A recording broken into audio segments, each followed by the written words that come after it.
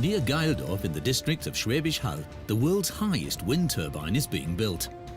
The more ambitious the construction project, the larger and more special are the machines needed to carry it out. The construction of wind turbines without the use of huge special cranes, unthinkable. Pan a little to the right, swing to the right.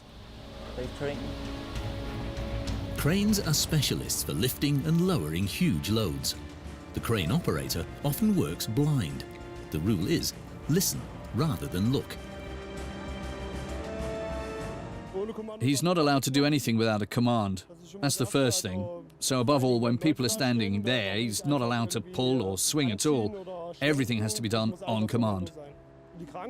In principle, the crane commands are hoist, lower, operate boom, raise boom and swing. Yes, well, there's also slow and fast, of course, so if you need to be careful or it looks a bit dangerous, then you swing slowly and you raise and lower slowly. So you always start from the crane. Wherever the crane is, you turn your back to it and then you say swing left, swing right. What sounds so simple requires considerable skill and total concentration on the part of the crane operator. One lapse in concentration and the damage is great. The load can come off downwards. Damage, personal injury, material damage, anything can happen if you don't pay attention to it and if you don't do it calmly. And if you make any movement too fast, it would smash the half shell to pieces. Or you might just tear that thing back there right out and the scaffolding would come down and there are people in there. You can't do that.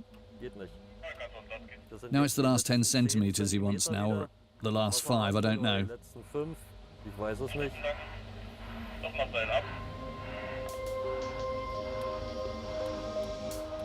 Don't lose concentration now.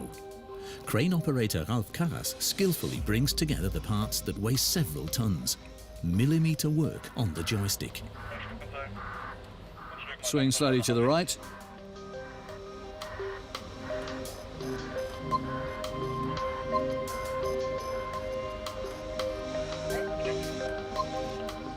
Take a look for yourself. We've brought the thing together to within 10 centimeters with a 2 centimeter gap at top and bottom.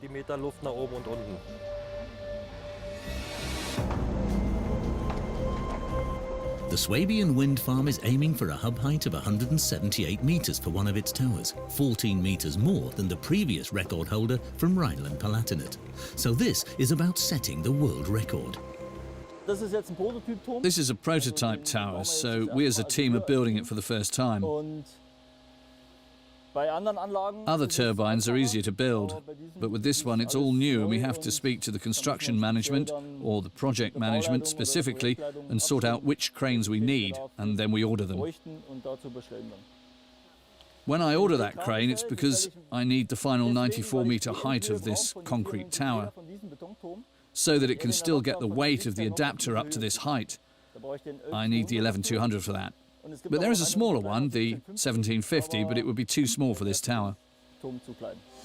The benefits of the LTM 11200 9.1. With a total of 4 towers, it's also the first choice for this project from an economic point of view.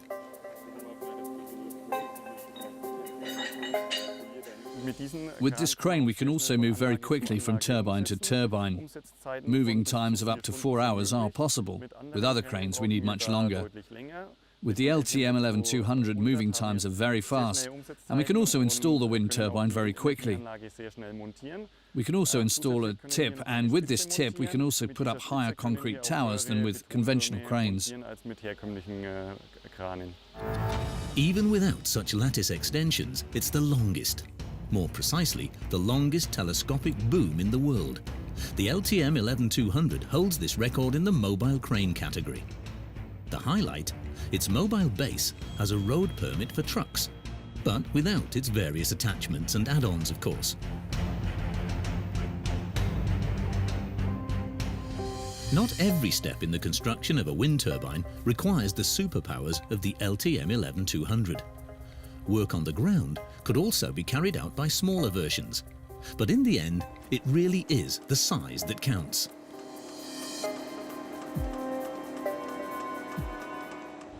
This is the largest telescopic crane in the world on wheels. What's extraordinary is the length of the boom and the fact that you can still lift such loads. The LTM 11200, a super crane. No wonder it was named after an ancient superhero. This is our little Hercules. My colleague gave him the name and I don't mind. The entire wind power project near Schwäbisch Hall comprises 4 gigantic turbines. Among them are some that seem to stand on huge concrete foundations. It's not actually the case, but more about that later. Being mounted on the concrete tower will bring the total height of the future wind turbine up to 240 meters, all made possible by Hercules.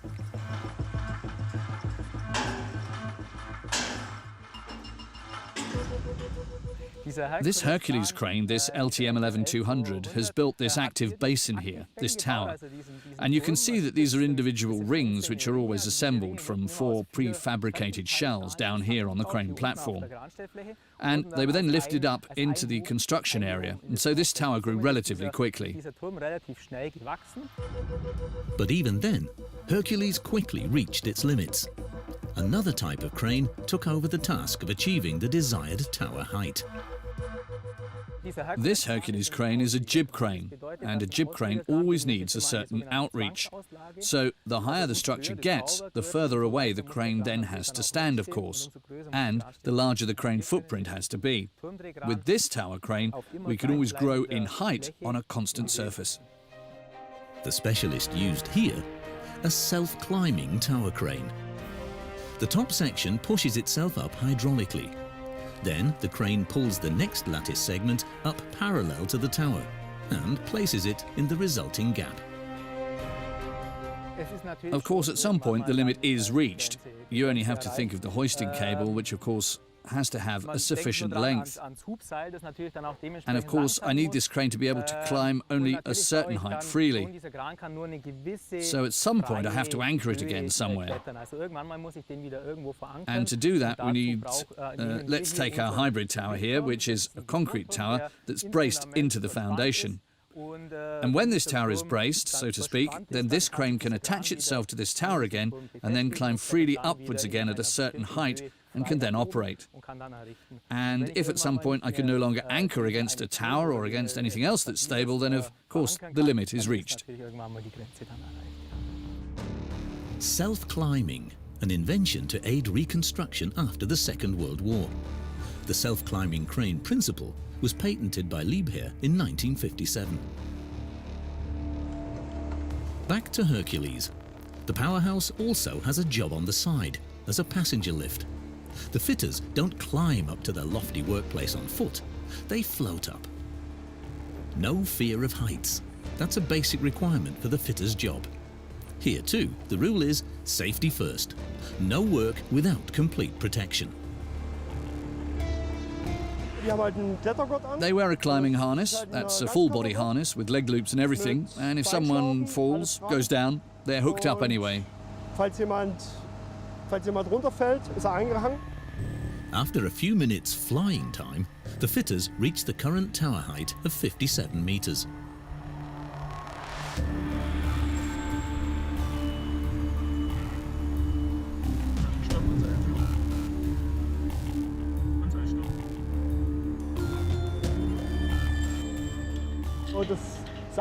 The rope from the rescue set is as long as the tower itself. It is then lowered inside or outside the tower, and then they're lowered down. If something were to happen, a thunderstorm brewing up quickly, or if the crane broke down or something, then they can rescue themselves. The tower team has reached its workplace. Now it's up to the ground team to make the next rings to keep up the supply. Hercules and its crane operator in constant use.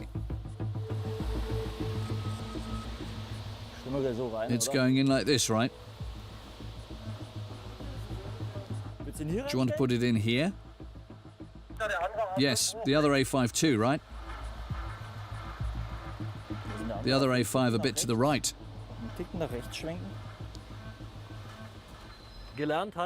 I trained in the GDR on a truck-mounted crane which was called ADK 12.5. Then on a caterpillar and on an excavator, because that was the profession of construction machinist or construction machine operator. And we did the Class 2 driving licence, the truck driving licence, at the same time. The cranes in the east were much smaller.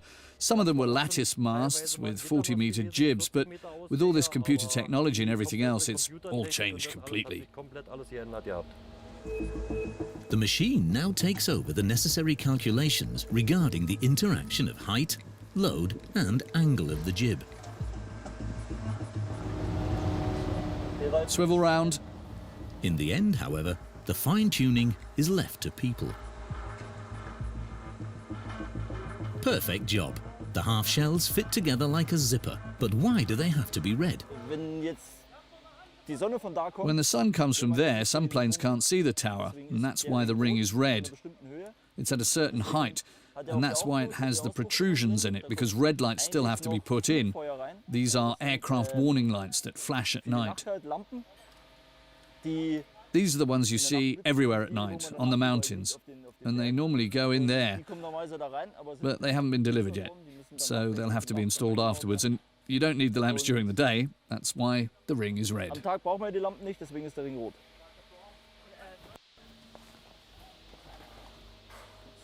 So there you see, the iron rods are inside, which are inserted from above, and then they're fixed with wire, so that when they're pushed together, they'll all stay in place.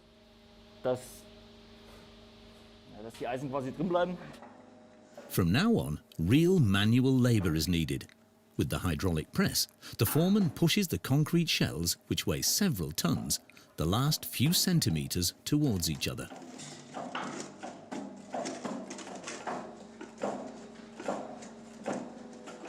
Until the two half shells fit perfectly together. René Kierner fixes them in position with giant screws. He tightens them with a torque spanner to the nominal torque of 500 Newton meters. All done. To finally join the two half shells together, the construction professionals use concrete. There's a small opening in the construction of the half shells that's intended precisely for this purpose. To fix the half shells together, the tower builders use a very fluid, rapid hardening concrete. The grouting concrete cannot leak out because a joint sealing tape is glued around the grouting packet, the one you see here, and this actually makes the ring 100% watertight. And because the grouting concrete hardens so quickly, there's no danger of it leaking anywhere. Only a few hundred meters away, the construction site for the next wind turbine. It's one of the three towers built on top of a concrete tower with a huge concrete basin into which water will be poured when it's finished. It's a reservoir designed for a water level of 13 meters. The structure is a so-called water battery. The energy will later be generated by the gradient from the mountain to the valley 200 meters below.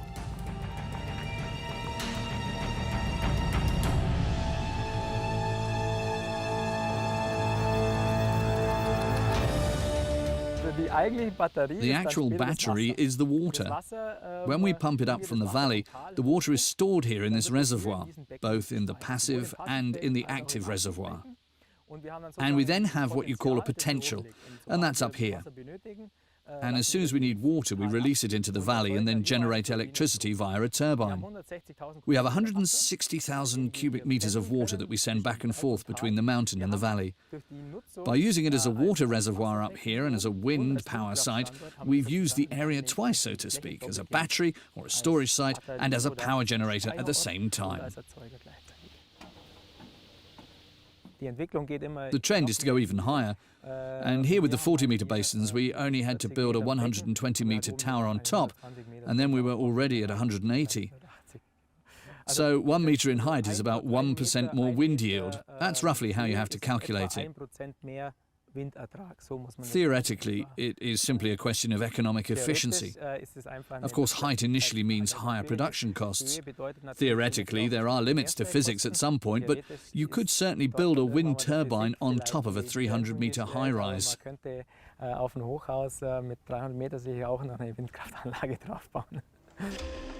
On the first construction site, there are no pools or water batteries. Here, only the tower for the pure wind turbine is being built.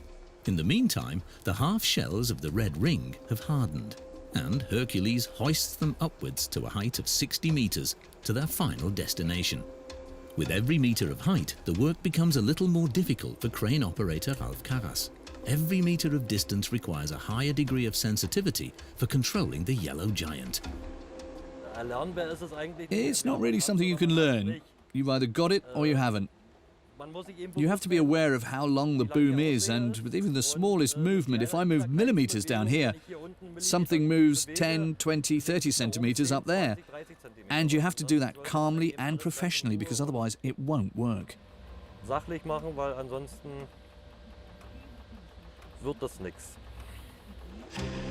When his finger moves 1 millimeter, the red ring moves many times that distance.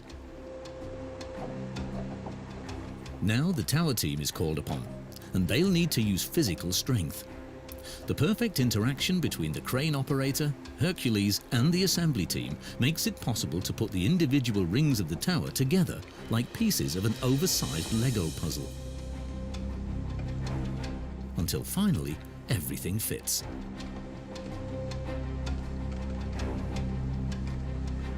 By the end of the day, the crew manages to put on 3 more segments, to the delight of the site manager.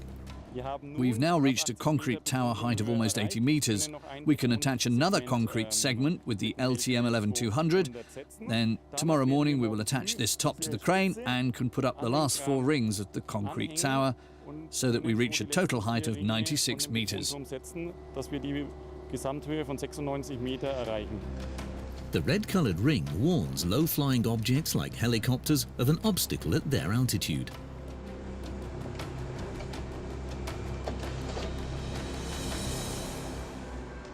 This is a familiar sight to travellers from the Ulm area. It's what the headquarters of Liebherr looks like, one of the largest employers in the region. This 220-metre-long hall is the birthplace of Hercules, the world's largest mobile crane. Master of this assembly hall is Markus Frankenhauser. He's the division manager for large-scale special crane manufacture. He learned this job from scratch. He's been working for the company for more than 20 years. He trained as an industrial mechanic here and has grown with the cranes, so to speak. We're here with the LTM 11200, which is the largest mobile crane in the world. With a total undercarriage length of 22 meters, we're assembling here in the normal position. We produce the device in the supine and the normal position.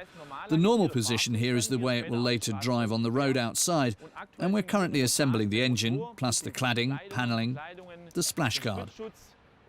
And at the moment there's an engine being fitted here, a Liebherr engine with a performance of 500 kilowatts. The engines come from the factory in Bull, in the French-speaking part of Switzerland. To produce an undercarriage for the LTM 11200 crane, the aim and plant needs 25 days. The Swabians estimate 22 days for the production of the superstructure. This is the point where the cabin is attached, in which the crane operator will later sit. It too has special features. The special feature here with the LTM 11200 is that it has a so-called swivel cab, and this has to be swiveled right to the back when it's driving, because otherwise the maximum width would be exceeded. The highway code can't just simply be ignored. Sunrise over the Swabian-Franconian forest. To be able to work at an even greater height, the men's first job this morning is conversion. The crane needs to be dismantled before it can be extended. A safety device is the first thing that has to go. This is for when you wind up the cable and can't see it up there anymore. It switches it off so you don't pull the hook into the pulley head. It just stops. It's a safety device that's on all the cranes. It doesn't matter if it's the smallest or the biggest. It's taken off because I need it at the top later. We just transfer it. Ralf Karras has retracted the telescope of the crane for the conversion. Other parts that previously marked Hercules' highest point must now be moved to the future highest point. To do this, Ralph Karras first unscrews them.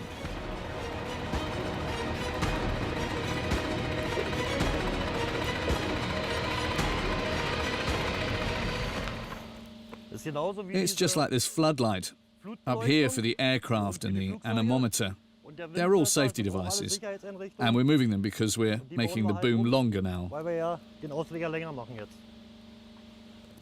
On the site, everything has already been prepared.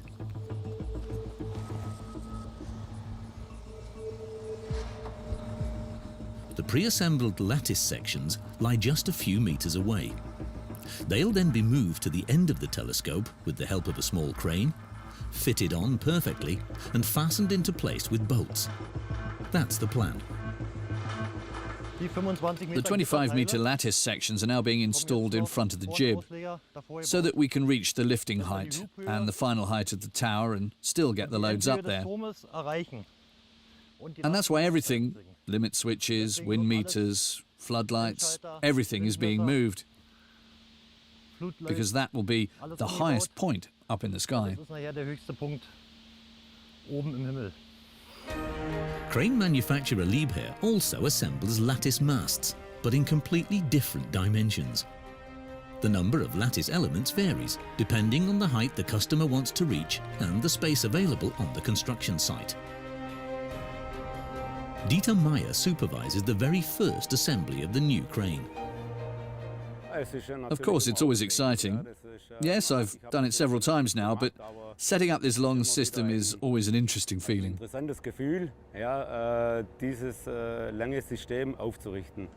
The machine's nerve center is in the crane cabin, the computer.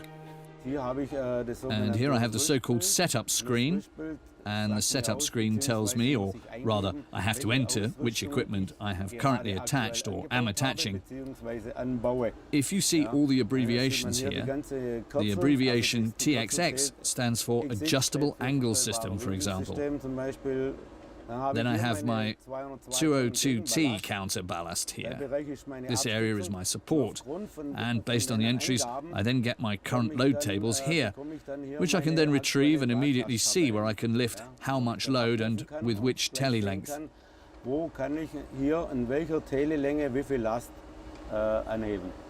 Today, Dieter Meyer is checking a crane that was ordered with a lattice system of about 100 meters long. The technical term for the entire lattice section is luffing jib.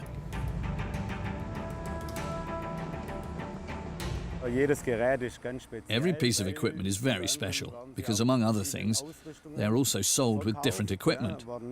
They're not always sold with the maximum length, but sometimes we get a shorter system, and that's why every crane is special and individual. Each of these devices, which are perfectly manufactured according to the customer's wishes, is completely assembled, erected and tested for correct functioning before delivery.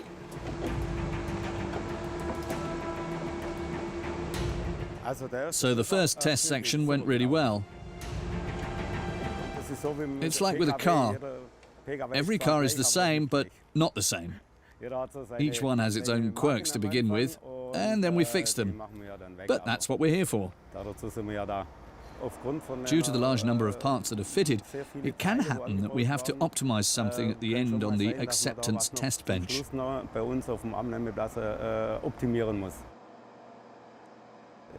The longer the system gets, the less tele I can actually extend. Where do I have to lift my load? Do I have to lift it onto a high-rise building? Do I have to angle it, or can I go straight up? Can I keep the boom straight, etc.? That's such a wide range of applications that the planner then has to put together according to what's needed. Telescopic cranes with extensions are often used in the construction of industrial plants. Though all parts are delivered stacked to save space, the customer is responsible for assembling them on site. The construction site where such a crane will later be used must have a correspondingly large amount of space and level surfaces of the right length.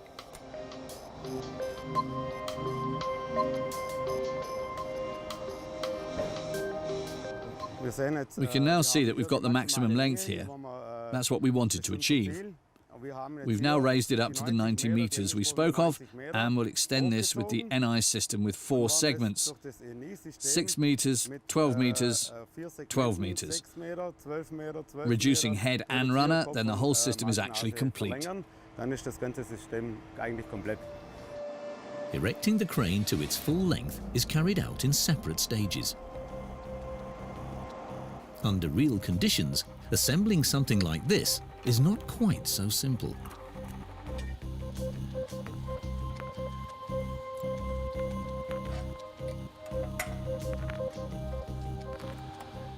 Look, that's what I meant. You take the cotter pin out here, pull the bolt back a bit so that you can fold it up, take it down again, and take the strap down again. Because this is where the bolts come in later. They go in there on the side. Go further out, little further out. The construction site of the wind turbine is in the middle of the forest. Here, the men have to come to terms with cramped conditions.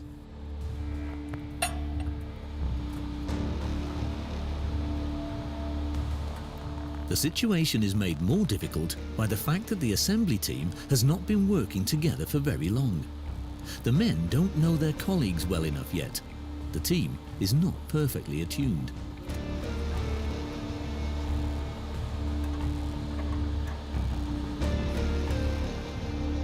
In addition, the ground is not completely level, which means that nothing fits together right away as perfectly as desired.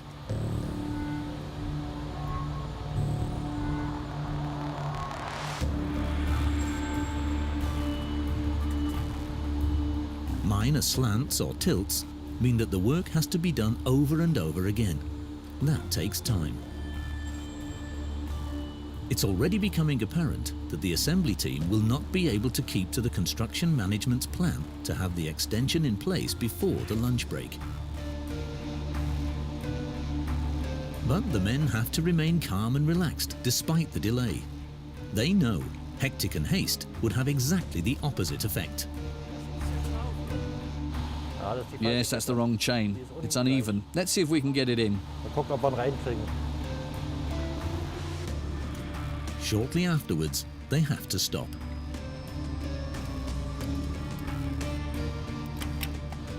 Take it down again.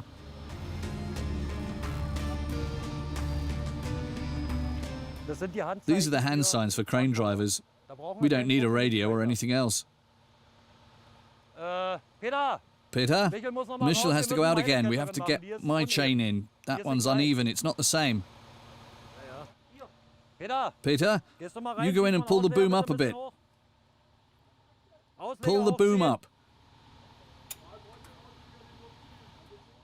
Peter, it's sitting in the lug. It will sit here when we lower it a bit further. Ooh. After a lot of toing and froing, the job is finally done. Generally, for this work, few words are needed. Communication is mostly non-verbal. The hand signs.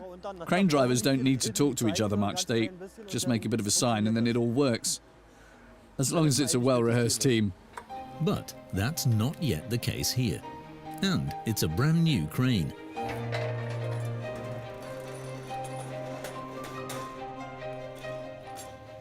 You go down there with the ladder, right?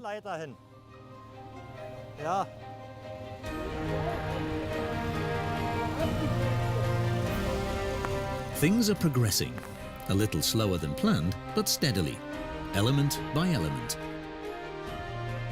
Crane operators don't need to serve an apprenticeship in Germany. Often simple instruction is enough. For example, the academy at the technical inspection agency TÜV offers 3-day basic training courses all over Germany. Those interested must be over 18 and physically and mentally capable. Power unit forwards and the press right back up again.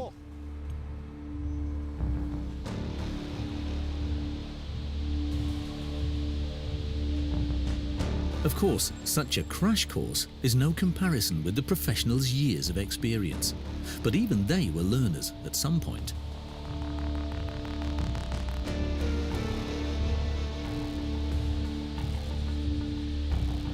In the meantime, the teamwork is getting better and better. Ralf Karras and his colleagues are well aware of the fact that everything has to be perfect. Otherwise, it won't work. Yes, everything really has to fit. From the lifting gear to the sling, it has to be straight. And you also have to know, for example, what the other crane has to do to get the part into this position. It's in at last. Once again, the men have managed a partial success.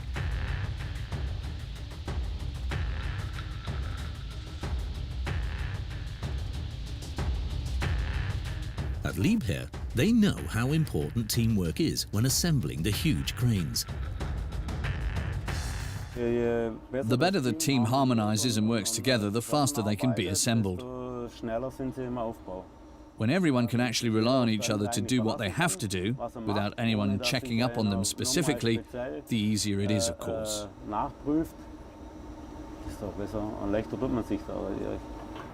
Watching Dieter Meyer and his colleagues, assembling the lattice parts seems like child's play. Je har nøje ikke noget ding. Opstil aksen og dommer de afglæd for den af, eller? Ja. Så de er Our customers say we have laboratory conditions here compared to outside. Here, everything fits quickly and easily.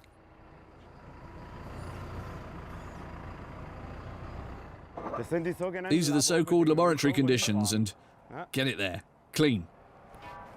Then, it could go on like this forever. Technology is definitely advancing constantly, getting better and better. If you think about the kind of steel we use now, and we've been building with this for almost 10 years now. Where it's all going, I don't think anyone knows the answer to that yet. The material will have a say, and if at some point we go to carbon fiber components, lightweight construction, to what extent that can be realized or where the limits are, I don't know if anyone can answer that. But it is quite conceivable that the Eingen engineers have long been working on developing the next generation of cranes. After all, new inventions and improvements are part of the tradition here. The success of the group is built on the vision of its founder, Hans Liebherr. With craftsmen and designers, he develops the first mobile tower crane in 1949.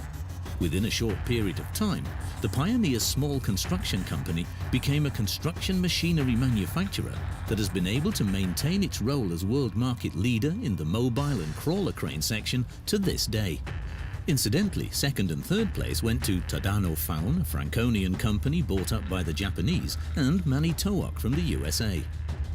On the testing grounds around the factory, each of the approximately 1,400 units produced each year has to pass its baptism of fire before it's delivered to the customers, no matter if it's a machine with a lifting capacity of only 30 tons or a giant that can lift 3,000 tons. Meanwhile, the team at our construction site in the forest has also finished. The extensions have been mounted, and the telescope, with its new yellow tip, can finally be extended to its full height for the first time. It will then be 125 meters to the highest point.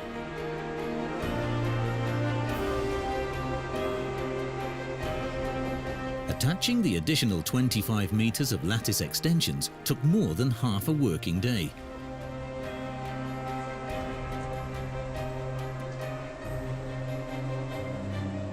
The further the telescope stretches upwards, the greater the forces acting on the lower part of the crane. Of crucial importance on all cranes with jibs are therefore the little arms protruding to the rear that appear rather delicate here. The little arms at the rear are the bracing, and with them I make the boom strong. When I telescoped earlier, the boom was hanging forward. The bracing, back there as it's called, means I can pull the jib in the opposite direction, and this strengthens it, and then I can also move these loads that we're now pulling up to this height, for example. Of course, the crane cannot lift its load up to 125 meters. The height of the load to be lifted must be deducted, as well as the height of the runner and the fixing devices at the top.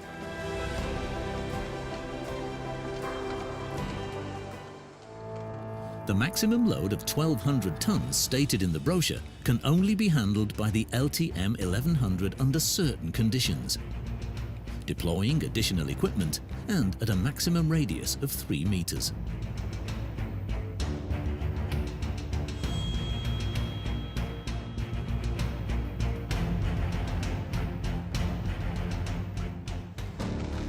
In its current setup with the lattice extension, the maximum load Hercules can lift is 53 tons, but up to the desired height of over 100 meters.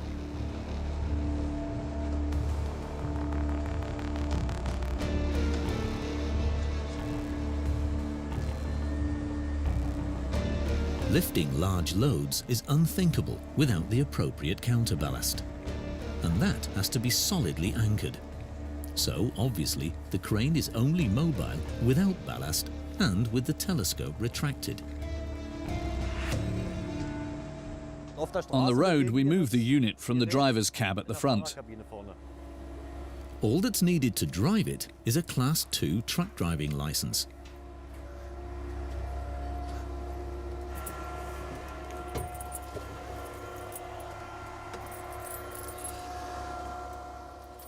If we started it now, it just looks like blinking lights, lots of buttons.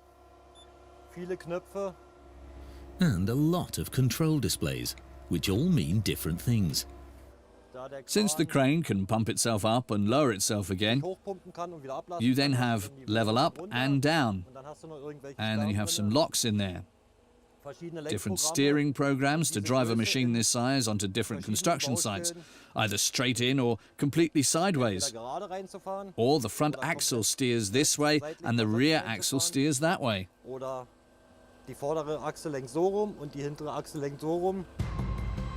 vehicle can be moved at a maximum speed of 75 kilometers per hour. Each crane is painted in a color according to the customer's taste.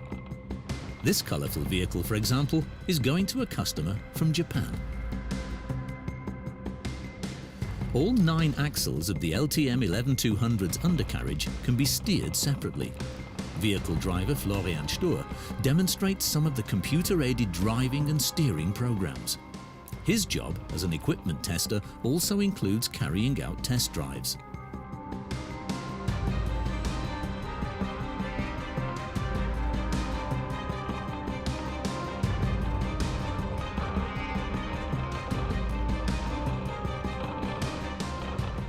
That was, for example, driving in circles, the tightest turning radius.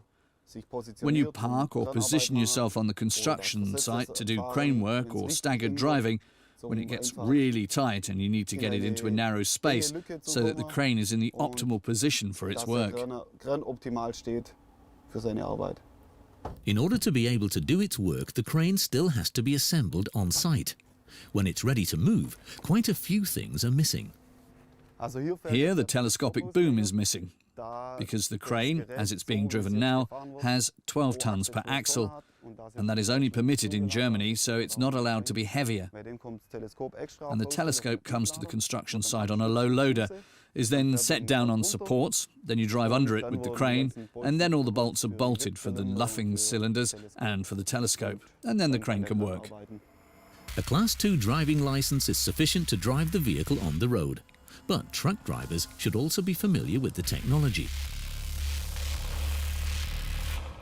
and know exactly which steering program is most suitable for which situation. In addition, they should be able to correctly assess size ratios.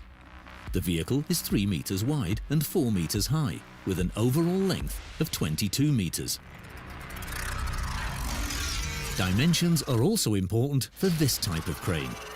A brief introduction, this is the LR 13000, the world's strongest crawler crane.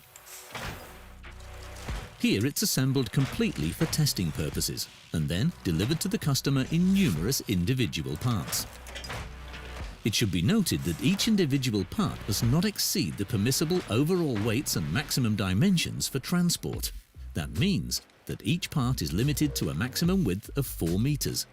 the standard length for truck transport, and a maximum weight of 70 tons per individually transported part.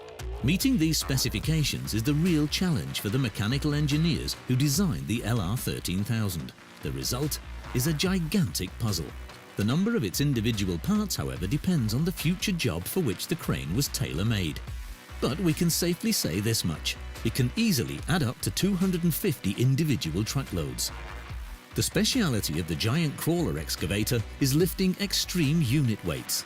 The powerhouse can handle up to 3,000 tons of maximum payload, which, thanks to its armoured vehicle-like tracks, it can also move around the construction site. The range of movement and the height to which it can pull the loads also depends on its setup. In its maximum configuration, it can hoist 60 tons of load up to a height of 245 metres. This, by the way, also makes it the highest crane in the world. The colleagues of this giant here are in use all over the world. One, for example, was involved in the construction of the world's largest Ferris wheel in Dubai. In Mexico and Pakistan, on the other hand, it was involved in the construction of refineries. No wonder power plant construction is one of its specialities. Unlike the LR13000, which can move along with its load on its tracks, telescopic crane Hercules has to work statically on the spot. Remember, the maximum axle load must not be exceeded. It's only mobile when all extensions are dismantled and the counterballast is removed. Here in Geildorf, Hercules has counterweights totaling 200 tons. Its maximum load capacity is around 70 tons. There is a basic rule of thumb. About twice the weight of the load to be pulled is needed as counterballast. This, however, is calculated by the computer.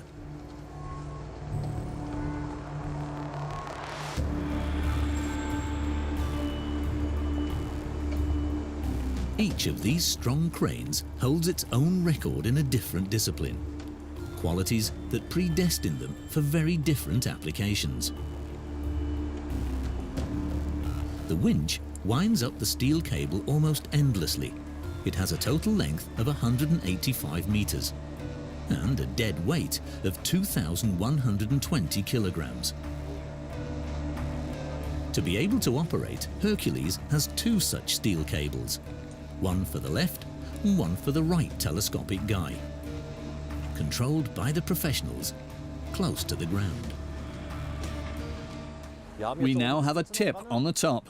This is 25 meters long, and so we now have a height of 113 meters, which means the machine has to be driven even more sensitively because the boom is even longer.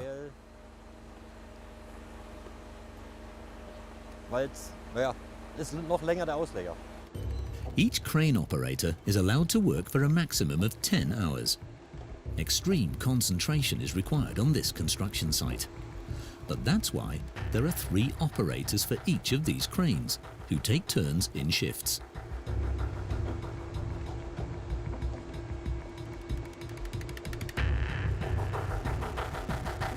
Yet the trick actually sounds quite simple.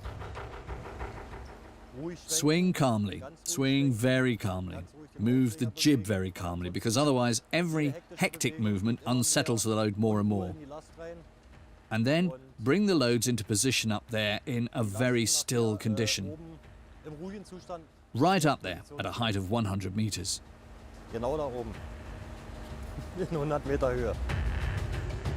Finally, the time has come. A perfect landing in dizzy heights. This shows what real professionals are capable of. Hercules can hoist a maximum of 2 more rings up to the top with its firmly extended tip.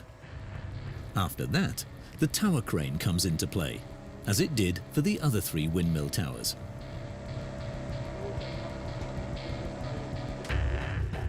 The wind farm is scheduled to be connected to the grid in 3 months.